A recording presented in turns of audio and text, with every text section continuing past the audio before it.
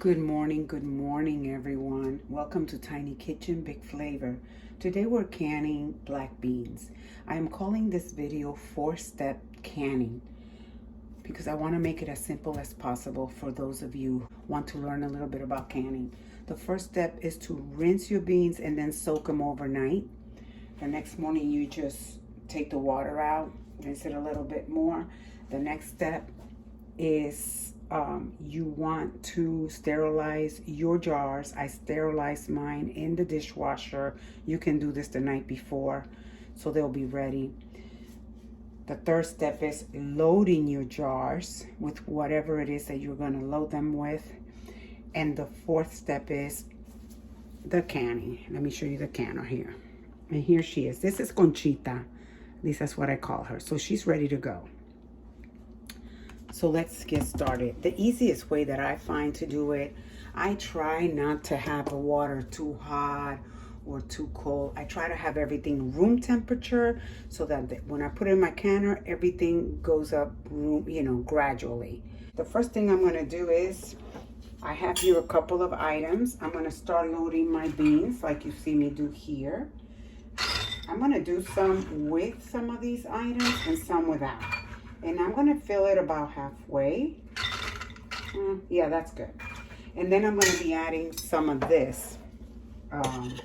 Just because, I wanted to do something different. And I want to have it ready. Like if I'm going to hacer la guisa, then I wanted to have it ready. And I'm going to do a little thing of garlic. And there you go.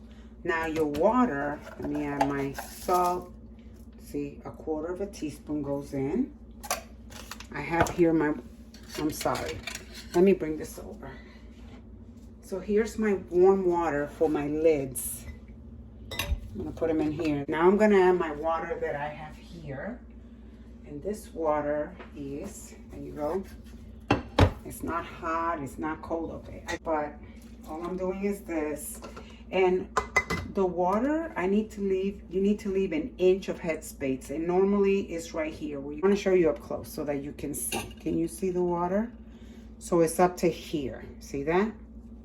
And that's perfect. The next thing you need to do is stir so that if there's any bubbles, you can get the bubbles out, okay? Just like you see me do here. Okay, that's done.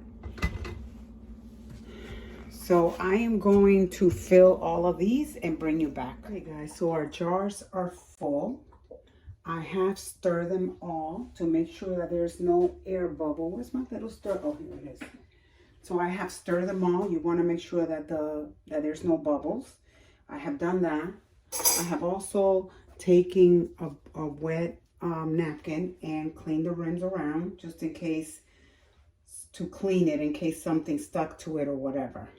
The next step is going to be my lids. As I told you before, they have been hanging out in hot water. Not scorching hot, but hot water. Now what we're going to do is tight this finger tight. You don't want to make it too tight. Turn your attention here so you can see how we're canning it. There's my canner. I think I'm going to have to bring you up higher so you can see better.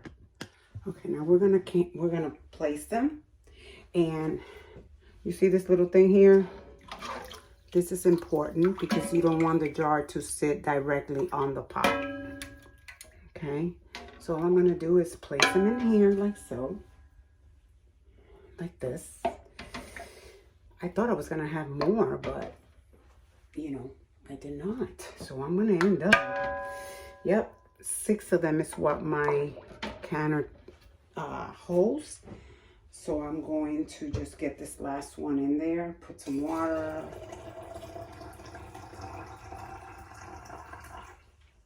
Off it goes. I think it's good. And we're going to put that last one there. Oh, okay, there we go. And I'm going to place it here like so. Now, you normally add 3 quarts of these and with water to the canner. But since I already know more or less, I don't really measure it. I just gauge it. So I'm going to do this. Now, another thing that we need to, I'm going to turn my canner on. And what I like to do is I like to wait for the water to come to a boil, and then I put my lid on, and I'll walk you through the next step in a minute. All right, guys, I don't know if you can hear it, but my water is about to come to a boil. As you can see, at this point, I'm going to put my lid on. And you see this here, we have to pair it up with this, okay? You see it's paired up, open, this is closed. So you're gonna do is this, and it is close. The next step, what we're waiting for is to get a steady steam. You can see, yeah, you can see it there. See the steady steam? At this point, we're gonna put our weight. This is 10 pounds of pressure, the weight, that regulator. There you go. And I'm going to set my timer to 10 minutes. And there you go. Okay guys, so we're almost at the 10 minutes, it's almost up. If for whatever reason the pounds of pressure goes lower than the 10, then you have to start the whole process again. And the pounds of pressure will depend, it varies from state to state, the area where you live, the altitude, but don't take my word for it. Every state has a website that you can check that information. Let me just turn this off and down. So now that we did the 10 minutes, I'm going to time it for an hour and a half. Okay. So in an hour and a half, it should be all ready to go. Okay guys, so our cooking pressuring time is done. Turn this off. And turn this off, and we're gonna we have to wait until this has 0 pressure. All right guys, so the moment of truth is here. It's at 0 pressure, so it's safe to open. Closer so that you can have a look for yourself. There you go. There you have it guys, all done. What I find really interesting is that they look like red beans, not black beans. And I think that's because, you know, since I left them overnight in water, it lost a lot of that color, but I'm fine with that. When this little dimple that you see there goes down, then that means it's sealed. So once all of them sealed, then I'll just put them away until I'm ready to use them. Thank you for watching, guys. If you like this video, you know what to do. Subscribe to my channel. Don't forget to hit the notification bell so that you can be notified when I upload a new video. And please give it a thumbs up because it truly helps my channel. Thank you guys. Have a blessed day.